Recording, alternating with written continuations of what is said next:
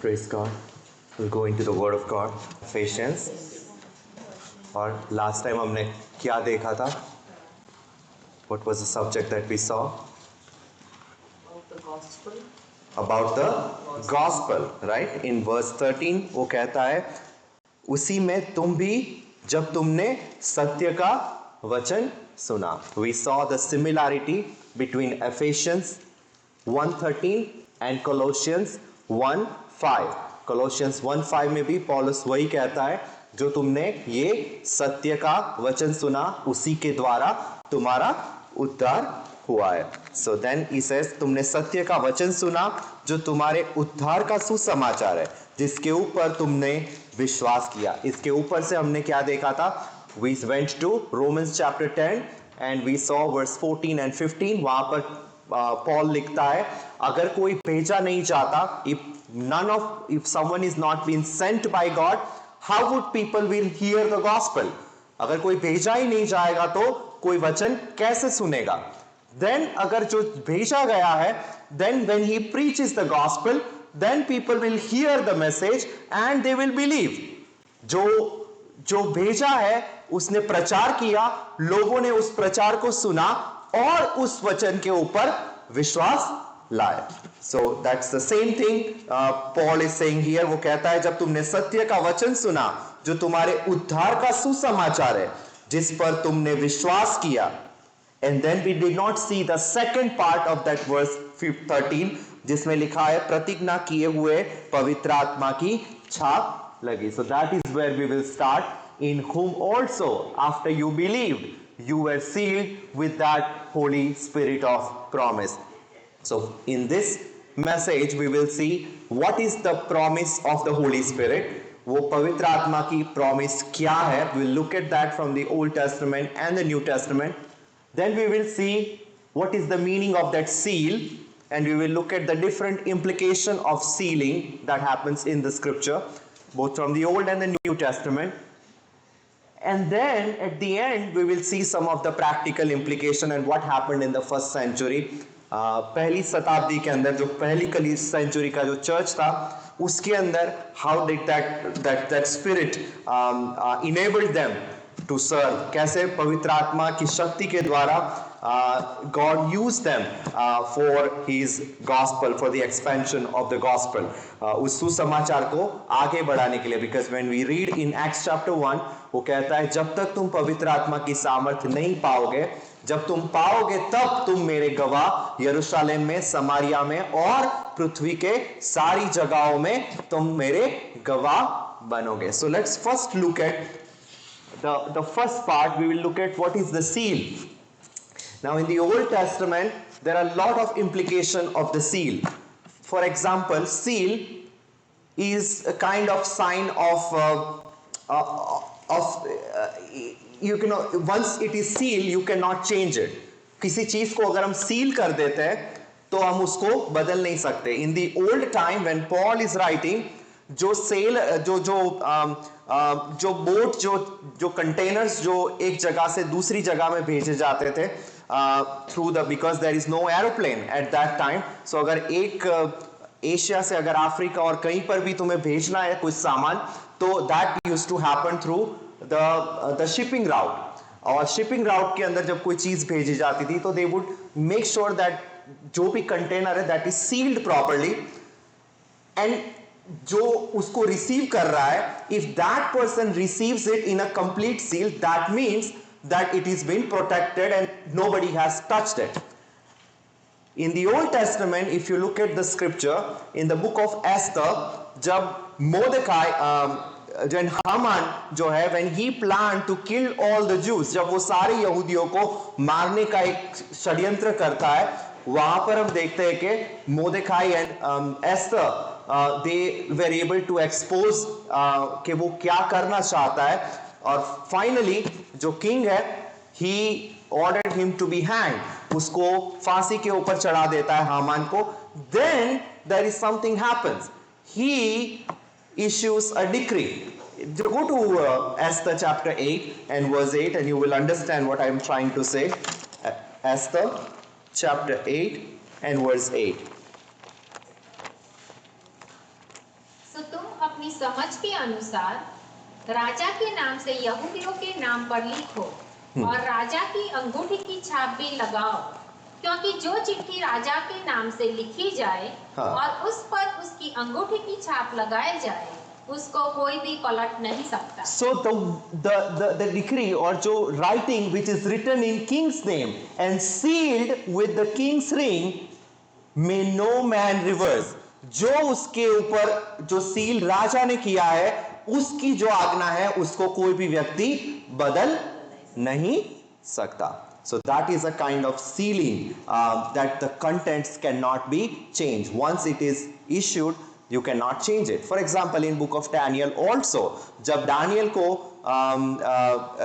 when you see that when he was thrown in the lion's den, जब उसको सिंह की माद के अंदर डाला जाता है, उस समय के अंदर भी, if you go to Daniel chapter 6, let's look at that one. Daniel chapter 6 verse 17. There was a similar type of sealing or a decree that was signed, and Daniel chapter 6 verse 17. तब एक पत्थर लाकर उस गड्ढे के मुंह पर रखा गया हाँ। और राजा ने उस पर अपनी अंगूठी से और अपने प्रधानों की अंगूठियों से मोहर लगा दी कि दानियल के विषय में कुछ बदलने न पाए। दानियल के विषय में कुछ भी बदलने न पाए. Exactly what happens in the book of Esther, जब एक बार राजा ने उसको सील, अपना सील उसके ऊपर लगा दिया, उसकी मोहर उसके ऊपर लगा दी, उस इच्छा को कोई भी बदल नहीं सकता. The seal also shows the ownership. For example, go to 2 Corinthians chapter 1 verse 21 and 22. पहला कोरिन्थी chapter 1 verse, 2 Corinthians chapter 1 verse 21 and 22. और जो हमें तुम्हारे साथ मसीह में दृढ़ करता है और जिसने हमें अभिषेक किया वही परमेश्वर है, जिसने हम पर छाप भी कर दी है। जिसने हम पर छाप भी कर दी है, right? Who has also sealed us, given the earnest of the Spirit in our heart. जिसने हम पर छाप की है और बयाने में आत्मा को हमारे मन में डाला है, right? When Jesus, जब लोग यीशु के पास आते हैं उसको कहते हैं should we tax Caesar, right? क्या हमें कैसर को कर देना चाहिए? Then what did Jesus said? यीशु क्या कहता है उनको? Whatever belongs to Caesar, जो कैसर का है वो कैसर को दो, right? That means that if you have to give taxes to the government, then you give the taxes. But whatever belongs to God, you give it to God, right? तो तुम्हारे ऊपर किसका छाप लगा हुआ है, right? God has created us in His image. परमेश्वर ने हमको कैसा बनाया है? उसकी रूप सादृश्य में. So whose image is on us? God's image. परमेश्वर की छाप. उसी प्रकार वहां पर वो कहता है those who have sealed us and given us the earnest of the Spirit in our heart. उसने हमें आत्मा भी दिया है. Now the seal is also for the protection. अगर आपको केन का स्टोरी पता है, what happens with Cain? Cain murder his brother Abel. केन अपने भाई हेबल को मारता है. Then what happens? Then God, परमेश्वर उसको क्या कहता है? तू यहां वहां भटकता रहेगा. तो केन क्या कहता है? निश्चय कोई मुझे मार देगा, राइट? तब परमेश्वर उसको क्या करता है? He puts his mark on Cain. वो केन के ऊपर एक निशानी लगाता है. जो कोई उस केन को मारेगा वो श्रापित है, right? When Noah, when he built the ark, he also sealed something. Do you know about that? In Genesis chapter 6, when you read, when Noah was building the ark, किस लकड़ी से उसने आर्क को बनाया था? देवदार, right? गोफर की लकड़ी से, because that does not decay for a long time. So that is why God asked him to specifically build it with the gopher wood, और देवदार की लकड़ी से उसने बनाया. And then what did God said? He asked him to do something specific for the protection of the ark. What did he say? तुम्हें क्या करना है? How you are supposed to seal that ark? अंदर बैल अंदर बाहर you have to put a pitch, you have to cover it with pitch outside and inside. वो क्या करेगा? That will make it a waterproof so that the water cannot come inside, right? वो water अंदर नहीं आ सकता. So that was the sealing. That is the sealing also shows the protection. कितनी चीजें हमने देखी? Sealing keeps the things hidden. जो content है उसको अंदर रखता है. It preserves it. Then हमने देखा sealing is a sign of ownership. Then the third thing that we saw is sealing shows the protection. Now let's look at the second one. Now when Daniel wrote his prophecies at the end of the book of Daniel, कितनों ने Daniel पढ़ा है? How many of you read? How many chapters in the book of Daniel? कितने chapters हैं? Sunday school, I think you have seen, right? How many? 12. What does Daniel chapter 12 verse 4 says? परमेश्वर Daniel को क्या कहता है जब वो पूरी भविष्यवाणी लिख देता है? Seal this book till the end time. Right? जब समय आएगा, पढ़िए, read verse 4. परंतु हे दानिएल, तू इस पुस्तक को मुहर करके इन वचनों को अंत समय तक के लिए बंद रख, और बहुत लोग पूछताछ और ढूंढ करेंगे और इससे ज्ञान बढ़ भी जाएगा. हे दानियल, तू इस पुस्तक पर मुहर करके shut up the words and seal the book even to the time of the end, and many shall run to and fro, and knowledge will be increased in the end time. So the sealing makes the content hidden. Now there is a spiritual implication from this also. That is what we would like to look at. Go to Job chapter 14, अय्यूब का पुस्तक, उसका 14 अध्याय. Read verse 17. See, अय्यूब क्या कहता है परमेश्वर के बारे में? Job chapter 14 verse 17. मेरे अपराध सांप लगी हुई थैली में है, और तूने मेरे अधर्म को सी रखा. My transgression is sealed up in a bag, and thou sewest up my iniquity. मेरे अपराध छाप लगी हुई थैली में है, और तूने मेरे अधर्म को सी रखा है. Right? When one sinner, when he confessed, जब एक yesterday we got a chance to go to a baptism service, and he was from the Hindu Brahmin background. He, after many years, he accepted Christ and he decided to take the baptism. There were over 150, 200 people gathered, and I got an opportunity to lead that. And he gave his testimony, how God spoke to him after this many. He studied, उसने सारे जितने भी, he studied the Jewish scripture, he studied the Hindu scripture, he went into everything, and then finally he found that Christianity is true. This is really what makes sense. And then he decided to take the water baptism, and yesterday he took the water baptism. उसने बपतिस्मा लिया. जो व्यक्ति अपना सही रीति से अपने अपराधों को मानता है, परमेश्वर उसके पापों को, वो कहता है मेरे अपराध छाप लगी हुई थैली में है, और तूने मेरे अधर्म को सी रखा है. That is why a person who is born again, let me give you a New Testament implication. Go to Colossians chapter 3 verse 3. Colossians का 3 और 3 में लिखा है. Colossians chapter 3 and verse 3. क्योंकि तुम तो मर गए, हाँ. और तुम्हारा जीवन मसीह के साथ परमेश्वर में छिपा हुआ. For you are dead, and your life is hid with Christ in God. क्योंकि तुम मर गए. The moment you accepted Christ and came into the born again experience, if you are truly into the born again experience, then you are dead to the world. तुम उस time में मर गए, and your life is hid with Christ in God. परमेश्वर तुम्हारे अपराधों को, जैसा वो कहता है, अय्यूब कहता है, थैली के अंदर वो सील कर देता है. He's blotting out your sin. वो तुम्हारा पाप को, जो पुराना जो जीवन है, God doesn't look at the time of ignorance. वो समय के ऊपर परमेश्वर ध्यान नहीं देता. That is the implication. Now, let's look at the seal is also a sign of authenticity. That this is approved from God. For example, in the case of Jesus, go to John chapter 7. John chapter 6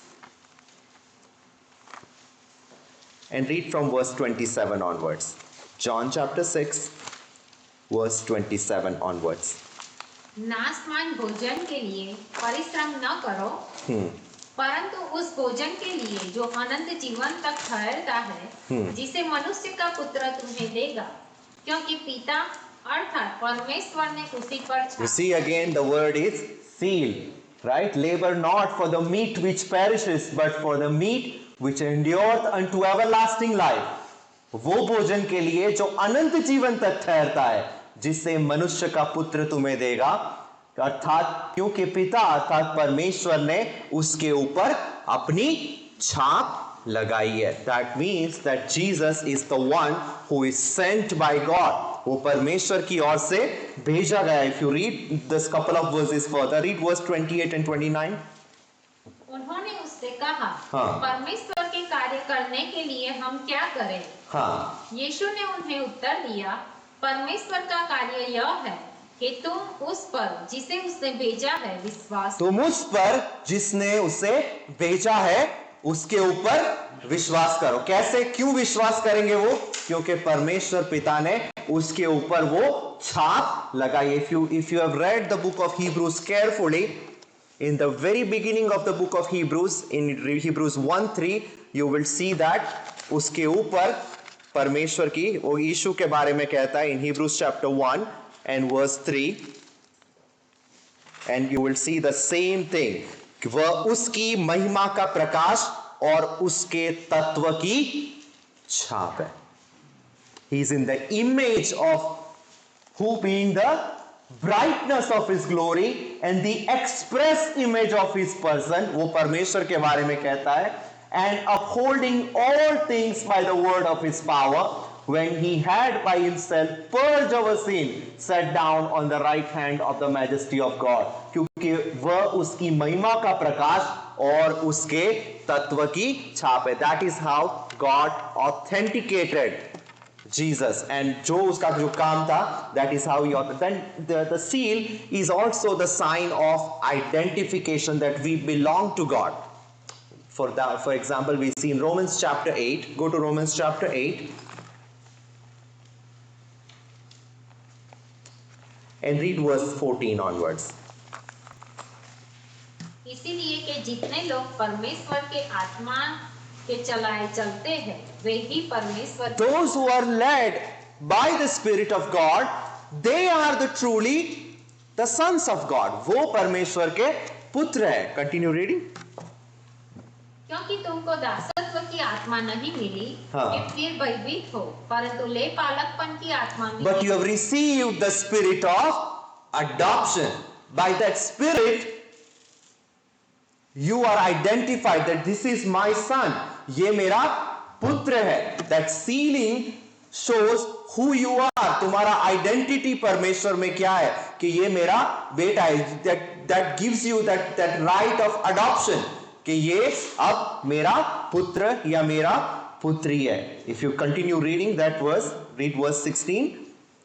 आत्मा आप ही हमारी आत्मा के साथ गवाही देता है कि हम परमेश्वर That we are the children of God. कि हम परमेश्वर की संतान है. And then verse 17.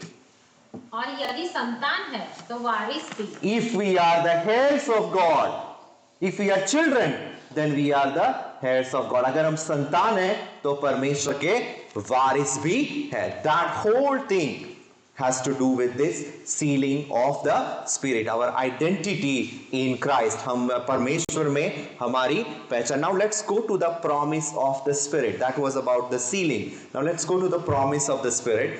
Go to Ezekiel chapter 36, and you can see that is from the very old time. God promised about this Spirit that we see the fulfillment in the New Testament. Ezekiel chapter 36, and read from verses 26-27.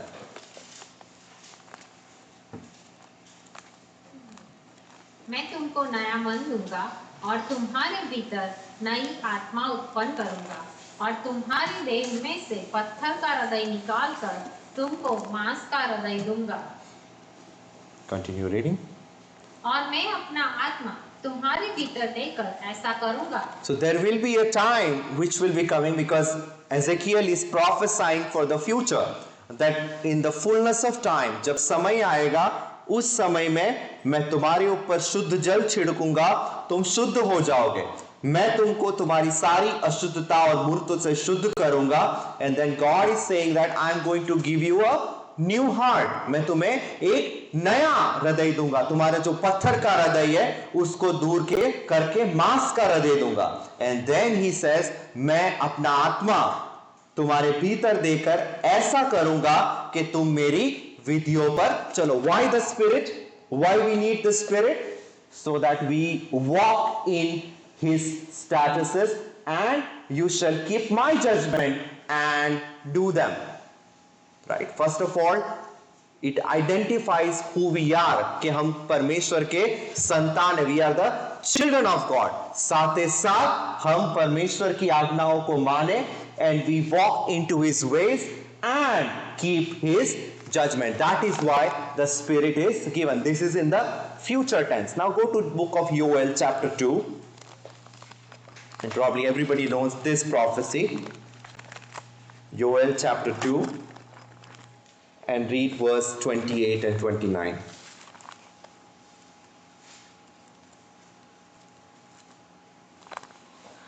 उन बातों के बाद मैं सब प्राणियों पर अपना आत्मा उंडेलूंगा.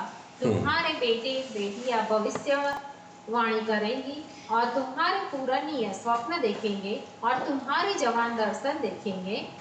तुम्हारे दास और दासियों पर भी मैं उन दिनों में. So there will be a time which is coming when I am going to pour out my spirit. So you see this picture of God promising to give His spirit. परमेश्वर अपना आत्मा उंडेलने के बारे में, as you see in Ezekiel 36 and even in this Joel chapter 2, and I'm going to give you a couple more when we go to the New Testament. But in the New Testament, Jesus comes and He also promised something during His ministry. Of course, this was fulfilled on the day of Pentecost, but during His ministry also, He gave several indications. For example, go to John chapter 7. John chapter 7, and this is the Feast of the Tabernacle.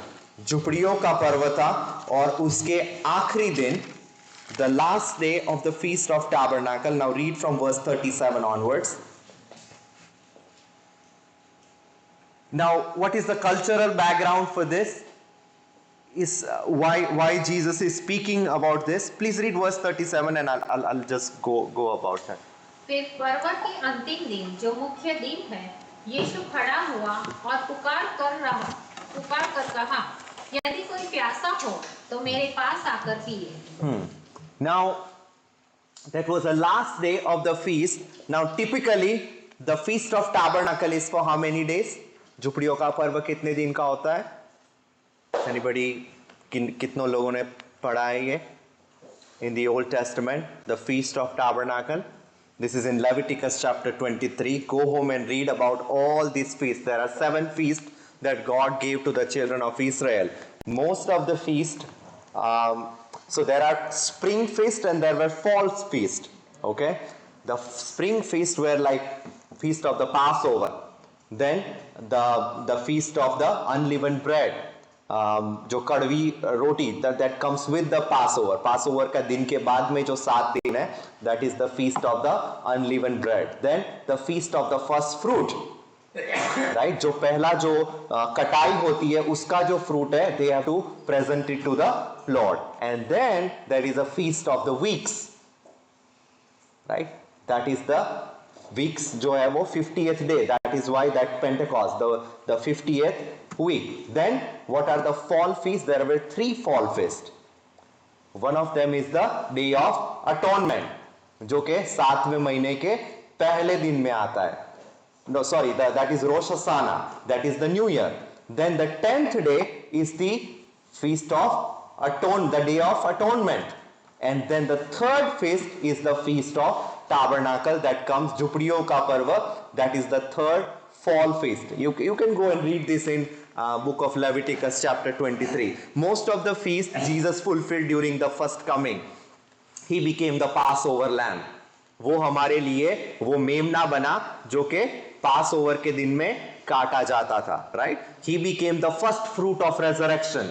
वो मरे हुए में से जी उठने में प्रथम फल हुआ, right? We can read that in 1 Corinthians chapter 15. Then the feast of the week that also got fulfilled on the day of Pentecost, the 50th day, the day of atonement. Well, Jesus is our atonement. He died on our behalf. हमारी जगह पे जो atonement के दिन में जो 2 बकरे लिए जाते थे, एक को काटा जाता था, एक को एस्केप गोट करके छोड़ दिया जाता था. Well, Jesus fulfilled both of those goat role. वो दोनों गोट के रोल को Jesus fulfill करता है. He was atoned for our sin as well as he bore our sin. उसने हमारा पापों को, जैसे उस बकरे के सिर के ऊपर high priest would lay his hand and cast all, जितना भी इस्राएली लोग है उसका पापों को उस बकरे के ऊपर डालकर उस बकरे को जंगल में छोड़ता था. Well Jesus became that escape goat for us as well. वो उसने हमारा पापों को अपने ऊपर लिया. Then the last one is the feast of टैबरनाकल.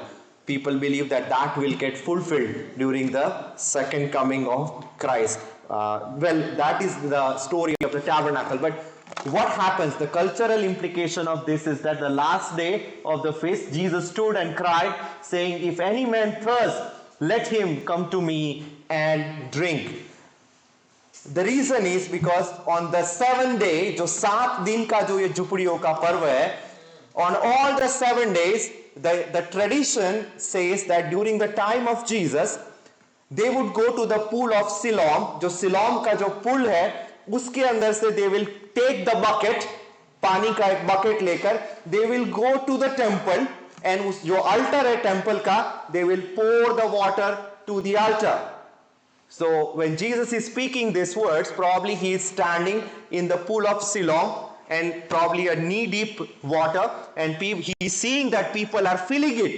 लोग वो देख रहा है कि लोग बकेट से पानी भरकर वहां टेंपल में ऊपर लेकर, because Jerusalem is on a hill, so they are taking this water to the temple and then pouring it on the altar. So that is why Jesus is saying that if anyone is thirsty, he is giving that same example of the water. And there is a spiritual implication as well when you read the book of Isaiah, that water represents the Holy Spirit as well. Then वो कहता है, if any man thirst, अगर कोई प्यासा है तो वो मेरे पास आए, come and drink. Read the next verse. जो मुझ पर विश्वास करेगा, जैसा पवित्र शास्त्र में आया है, उसके हृदय में से जीवन के जल की नदियां बहेंगी. जो मेरे ऊपर विश्वास करेगा उसके हृदय में से जीवन के जल की सी नदियां बहेगी. There is no need for taking this water and taking it all the way to the temple. If you believe in me, वो कहता है तुम्हारे हृदय के अंदर से वो जल की नदियां बहेगी. Now, what is he talking about? The context is in the next verse. Read the next verse. उसने यह वचन उस आत्मा के विषय में कहा जिसे उस पर विश्वास करने वाले पाने पर थे. This thing he said about the Spirit which was promised. You see, this has a connection with Ezekiel 36 and Joel chapter 2. And then वो कहता है, इसने वो इसलिए कहा, he spoke about the Spirit which they would believe in him, would receive, जो उसके ऊपर विश्वास करने वाले पाने वाले थे. For the Holy Ghost which was not yet given, वो अब तक दिया नहीं गया था, because Jesus was not yet glorified. उसको अब तक क्रूस के ऊपर चढ़ाया नहीं गया था. He has not yet risen from there. वो मरे हुए में से अब तक जी नहीं उठा था. Now, if you just take this one कि उसके हृदय में से जीवन के जल की नदियां निकले. If you want to see the context of this verse, go to Isaiah chapter 12. कौन सा आज वचन पढ़ा था आज सबने? Isaiah कौन सा चैप्टर पढ़ा था? 12. Read verse 3. If you have read that carefully, Isaiah chapter 12 verse 3, see what does that say? तुम आनंद पूर्वक उद्धार के सोतों से जल भरोगे। So this is in the future tense. What is he saying? Therefore, with joy shall you draw water out of the wells of salvation. There will be a day coming जब तुम आनंद पूर्वक उद्धार के स्रोतों से जल भरोगे. This is going to get further clear. Go to same Isaiah chapter 44 and verse 3. Isaiah chapter 44 and verse 3. क्योंकि मैं प्यासी भूमि पर जल और सूखी भूमि पर धाराएं बहाऊंगा। मैं तेरे वंश पर अपनी आत्मा और तेरी संतान पर अपनी आशीष उंडेलूंगा। For I will pour water upon him that is thirsty, and floods upon the dry ground. I will pour my spirit upon the seed, and my blessing upon thy offspring. मैं तेरे वंश के ऊपर अपनी आत्मा जो तेरी संतान अपनी आशीष को उंडेलूंगा. You see that same situation that Isaiah chapter 36, Joel chapter 2, Isaiah chapter 44, they all talk about the same thing. Now there is one more context which I am not taking, that is in Ezekiel chapter 47, which is an message of itself. So I'm not going into that. But जब वहां पर आप पढ़ेंगे तो वहां पर लिखा है एक नदी है. In the new Jerusalem or in the new heaven and earth, there will be a river flowing from the temple. And एक व्यक्ति जो खड़ा है पहले उसके पैर तक वो पानी है और वो घुटने तक, right?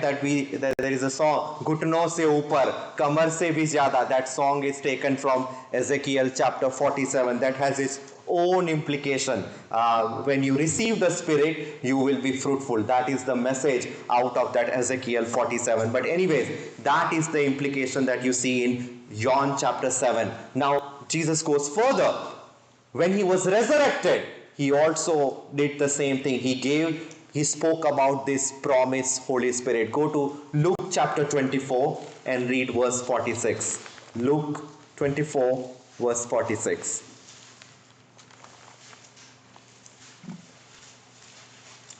Read verse 49 in fact. और देखो, जिसकी प्रतिज्ञा मेरे पिता ने की है, मैं उसको तुम पर उतारूंगा, और जब तक स्वर्ग से सामर्थ न पाओ तब तक तुम इसी नगर में ठहरे रहो. Behold, I send the promise of my Father. You see, all these verses that we saw from the Old Testament and the New Testament, they talk about the same thing, the promised Holy Spirit. When जब तक तुम उस आत्मा को नहीं पाते, tarry not the city of Jerusalem until you be endued with power from the high. Now, when you go to the book of Acts, who is writing the book of Acts? प्रेरितों का किताब कौन लिखता है? Luke, the same Luke. So he will pick up what he left in his gospel, जो आखिर में वो अपने gospel में लिखता है, the same thing he picks up and he describes what is in the first chapter of the book of Acts. He is ascending. The risen Christ is now ascending to the heaven. See what he says in chapter 1 verse 4. Same idea. प्रेरितों का किताब chapter 1 verse 4. और उनसे मिलकर उन्हें आज्ञा दी कि यरूशलेम को न छोड़ो, परंतु पिता की उस प्रतिज्ञा के पूरे. You see, again and again, Jesus is emphasizing the same thing, the promised Holy Spirit. यरूशलेम को ना छोड़ो. Command them that you should not depart from Jerusalem, but wait from the promise of the Father, which said he, you have heard of me. That is throughout the book of Acts. Now we'll look at a couple of examples from the book of Acts and examine how this was fulfilled. Now the first thing this promise was fulfilled in the very next chapter of the book of Acts on the day of Pentecost, जो कि 50वां दिन था. Now that has an implication on the feast of the weeks, the 50th day. That 50th day, we see that the people, those who were gathered in the upper room, जो ऊपरी की कोठी के अंदर इकट्ठे हुए थे, these people were filled with the Holy Spirit. That God's promise, जो परमेश्वर का जो promise Holy Spirit that fall upon that. And that is why Peter is quoting, if you read carefully in Acts chapter 2 verse 16, वो कहता है परंतु वह यह बात है जो योएल भविष्यवक्ता के द्वारा की गई थी. So that is the first indication of the promised Holy Spirit coming upon the disciple and those who were gathered in the upper room. Now, I'll show you a couple of other ones in the book of Acts. Now go to Acts chapter 8. वहां पर एक शमौन जादूगर के नाम के बारे में हम देखते हैं जो कि he used to show many magic tricks to the people, right? वो जादू टोना करके समरिया के लोगों को चकित करता था. परंतु समारिया का लोगों ने परमेश्वर ने फिलिप नाम का एक इवेंजलिस्ट को समारिया में भेजता है and people heard the gospel from this evangelist Philip and they believed, उन्होंने विश्वास किया and it says that they were baptised. Now जब प्रेरित जो यरूशलेम के अंदर थे, they heard about the works of Philip, उन्होंने ये फिलिप का काम को सुना and they sent the two disciples Peter and John, Peter और जॉन को उस समारिया के अंदर भेजा. Now read this from verse 15 onwards, Acts chapter 8 verse 15 onwards. और उन्होंने जाकर उनके लिए प्रार्थना की कि पवित्र आत्मा पाए, क्योंकि वह अब तक उनमें से किसी पर न उतरा था. उन्होंने तो केवल प्रभु यीशु में नाम में बपतिस्मा लिया. So these people are baptized, but they are not filled with the Spirit of God. अब तक वो आत्मा उनके ऊपर नहीं उतरा था. That shows that these are the two separate events, the baptism and the filling of the Holy Spirit. Those were baptized. वो व्यक्ति बपतिस्मा पा चुका था, लेकिन अब तक वो आत्मा that promised spirit was not upon them. वो अब तक वो पवित्र आत्मा नहीं पाया हुआ व्यक्ति था. Now look what happens next. Verse 17. उन पर हाथ रखे और उन्होंने पवित्र आत्मा पाया. When they laid the hand, when Peter and John laid the hand upon them, they received the Holy Spirit. How would they know that they received the Holy Spirit? Read verse. शमौन को कैसे पता चला होगा? Read verse 18. जब शमौन ने देखा कि प्रेरितों के हाथ रखने से पवित्र आत्मा, उसने देखा कि प्रेरितों का हाथ रखने से, by laying of the hand of the apostle, that these people are filled with the Holy Spirit, there was a physical evidence by which he would have known that is repeated in the book of Acts, that they spoke in tongues, and that was the physical evidence that he understood. कि वो कहता है कि जब शमौन ने देखा प्रेरित के हाथ रखने से पवित्र आत्मा दिया जाता है. Now he brought the money and you know the rest of the story, what happened over there. Now go to Acts chapter 10. किसकी स्टोरी है Acts chapter 10 के अंदर? किस घटना को देखते हैं? Peter was sent to the house of Cornelius. Cornelius का घर में पतरस को भेजा जाता है. Now what does he do? He also preached the gospel. उसने वहां पर भी जाकर सुसमाचार को सुनाया. Now what happened after they heard the gospel? Read verse 44 onwards. उसके 44 से नीचे पढ़े.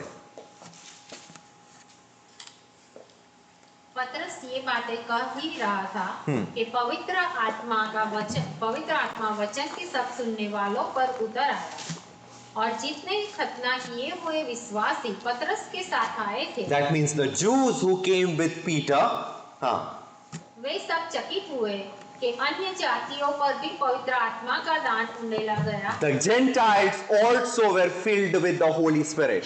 So not only that was limited to the Jews, but it was also poured out on the Gentiles in the first century. Then what was the initial, how did they know that they were received the Holy Spirit? Read the next verse.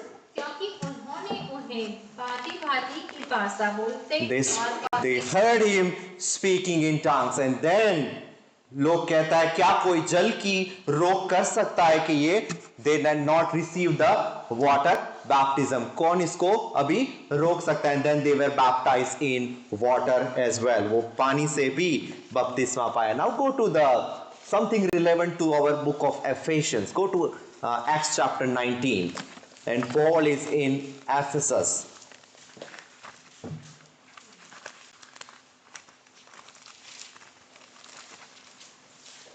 Acts chapter 19 and read verse 1 onwards. Now you know the context. What happens? Paul वो Ephesus में जाता है and वहां पर कोई विश्वासी लोग है, उनको वो पूछता है कि did you receive, read verse 2. उनसे कहा, क्या तुमने विश्वास करते समय पवित्र आत्मा पाया? Did you receive the Holy Spirit when you believe? And these people are saying that we have not even heard of the Holy Spirit. हमने पवित्र आत्मा के बारे में सुना भी नहीं है. Then Paul asked them another question. Then which baptism did you took? तुमने कौन सा बपतिस्मा लिया था? They said that we took the baptism of John the Baptist. Then he reminds them, what did John said? वो किस बपतिस्मा तुम्हें दिया था? That was the baptism of repentance. But John was telling the people that he was baptizing that after me is coming. If you read the book of Mark chapter 1 verse 8, वो कहता है मेरे बाद में जो आने वाला है. He's speaking about the Christ. I am giving you the baptism of the water, but he will baptize you with the Holy Spirit. वो तुम्हें पवित्र आत्मा से बपतिस्मा. That is why when we see that when the baptism happens, the water baptism, a pastor or an evangelist gives you the baptism.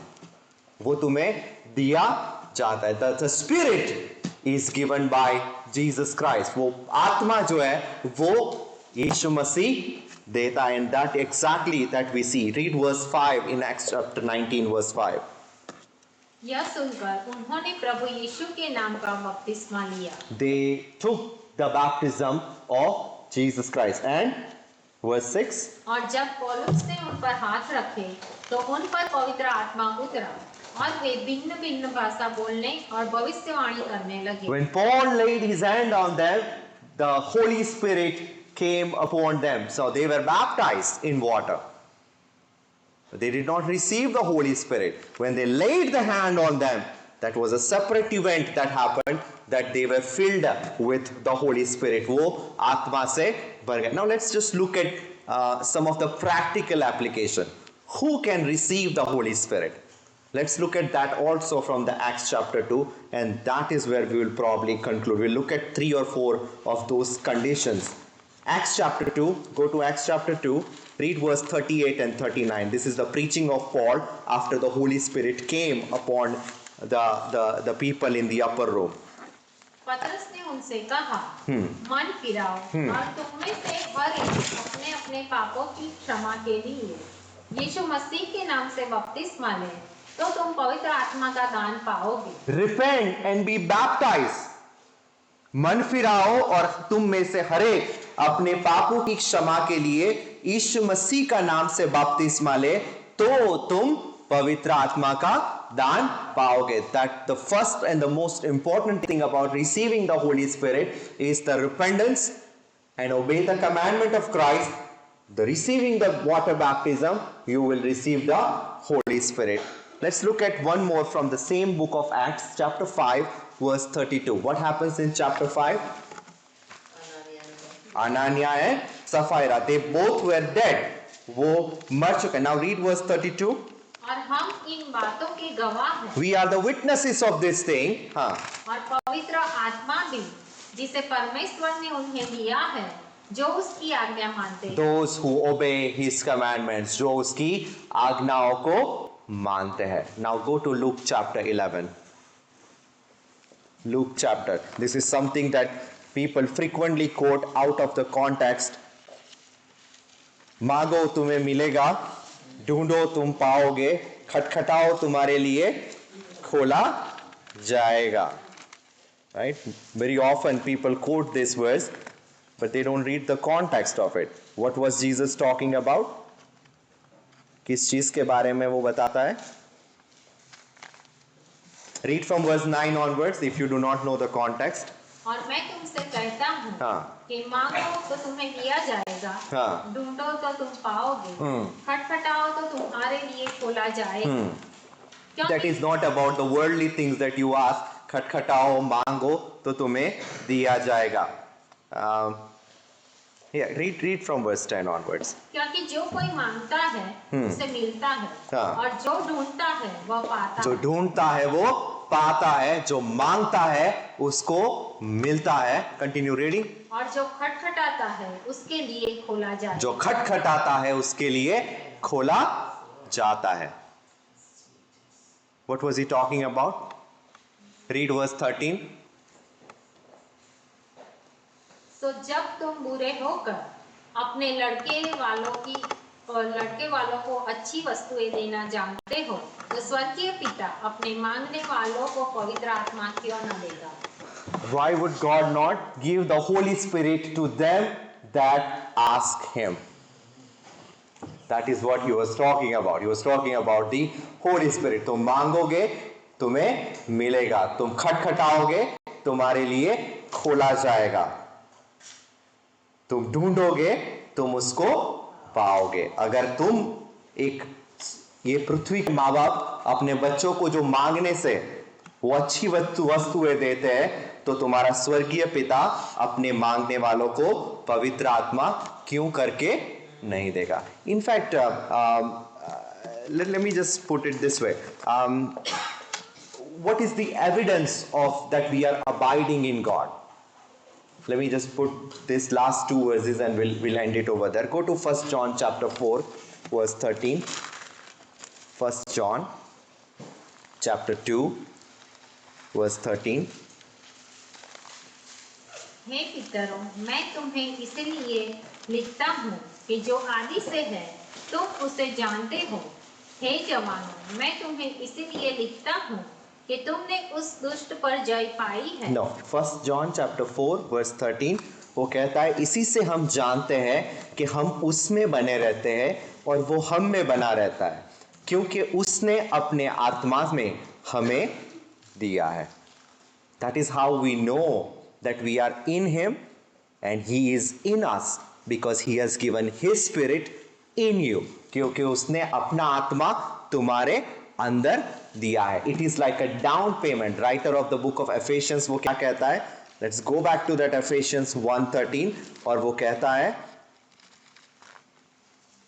तुमने जो वचन सुना वो तुम्हारे उद्धार का सुसमाचार है, जिस पर तुमने विश्वास किया और प्रतिज्ञा किए हुए पवित्र आत्मा की छाप लगी। It is like a down payment.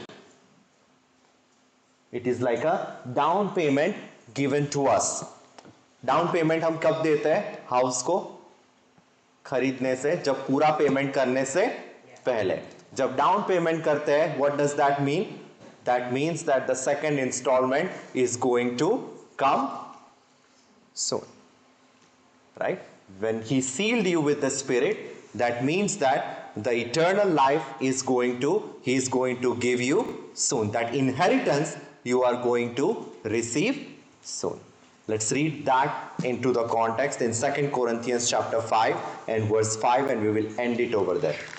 2 Corinthians chapter 5 and verse 5.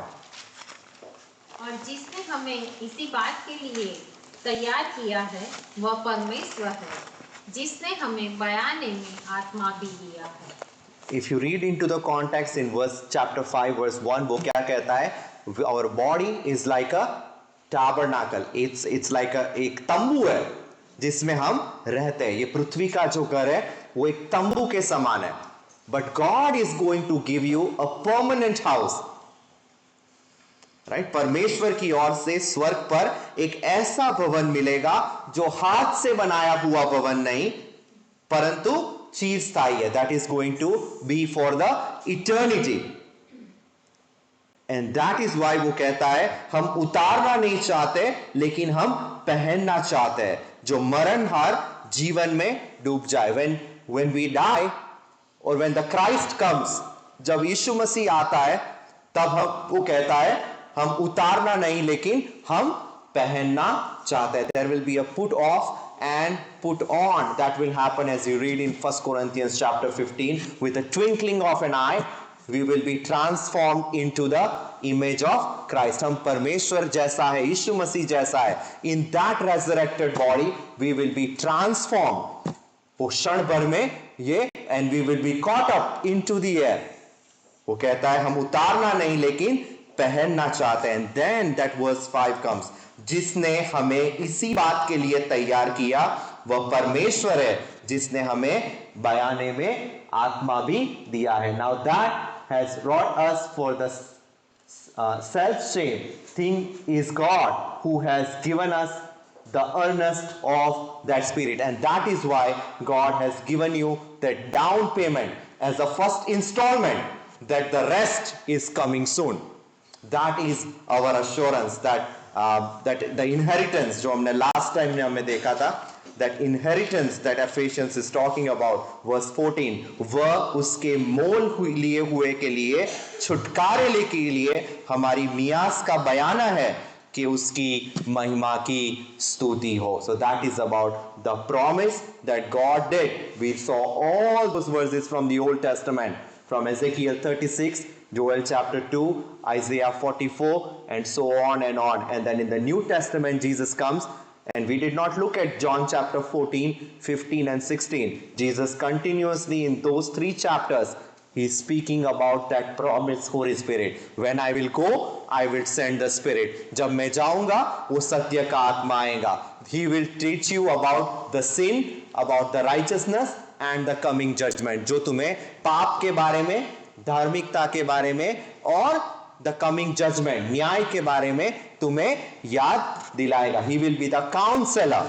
The title that he gives to the Holy Spirit is the counselor. He will be in you. वो हमेशा तुम्हारे साथ रहेगा. And then when we read in the last chapters of the book of Luke, वो कहता है, tarry not Jerusalem until you receive the power, about that promised Holy Spirit. Again in Acts chapter 1 verse 4, Luke picks up the same idea when Jesus is ascending to the heaven, and then he says the same thing. Tarry not to Jerusalem until you receive this power of the God, that promised Holy Spirit. You will be my witness in Jerusalem, Samaria, and to the end of the world. And that promise was fulfilled in Acts chapter 2. And we see throughout the book of Acts, Acts chapter 8, Acts chapter 10, and we did not read a couple of other verses, Acts chapter 11 also. Peter says that the people, they received the promise just like us.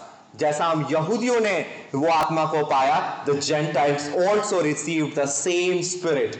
Then in Acts chapter 15, when the feud happened between Barnabas and Peter, and they went to Jerusalem, and there was a great council that happened in Jerusalem. यरूशलेम में एक बड़ी सभा, जो बाकी disciple को जाके Peter और बारनबास कहते हैं कि these Gentiles, God poured out His Spirit upon them. परमेश्वर ने वही आत्मा जो हमारे पे उंडेला गया था during the day of Pentecost, God has promised. So they are now part of us. They are the same. They are part of the same promise of God. वो भी वही प्रतिज्ञा के वारिस है. Then we see in Acts chapter 19 when Paul was in Ephesus, as we looked at, they received the same Holy Spirit. So God fulfilled that promise of the Holy Spirit when you receive.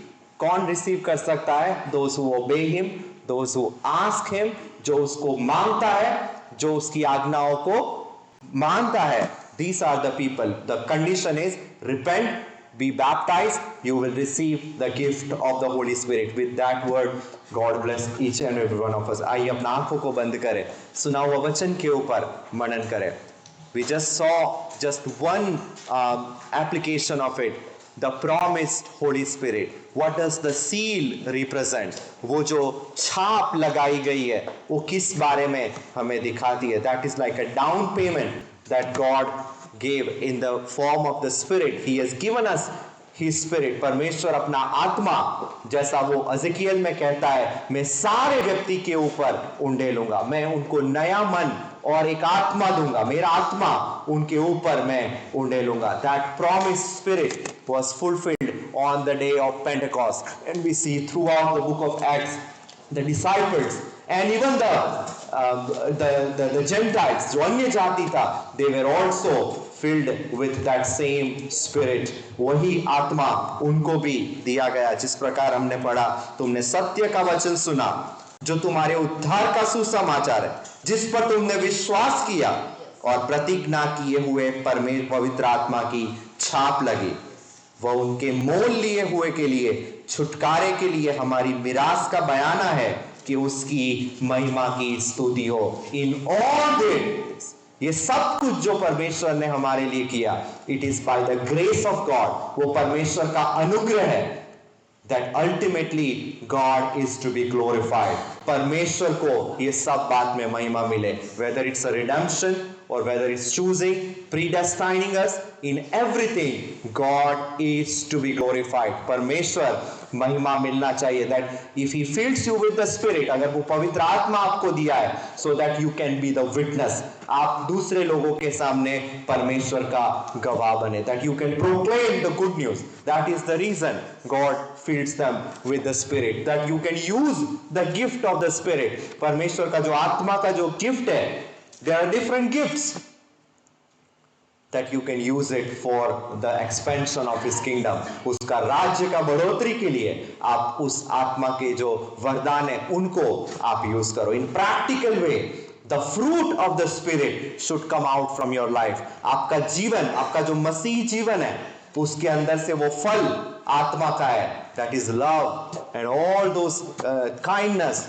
and patience and all these things should reflect from your day to day life. आपका जो जीवन है उसके अंदर वो फल दूसरे लोगों को दिखे. इसलिए यीशु कहता है, मैं जगत का ज्योति हूं, तुम भी ज्योति हो. लोग जब तुम्हें देखते हैं, तुम्हारा चाल चलन को देखते हैं, उसको देखकर मेरे पिता का महिमा करें. Let God be glorified through our life. परमेश्वर हमारा जीवन से परमेश्वर को महिमा मिले. परमेश्वर वचन से सबको आशीष कर. यीशु का नाम में हम प्रार्थना करते हैं, सुनो और कबूल कर पिता. आमीन, आमीन.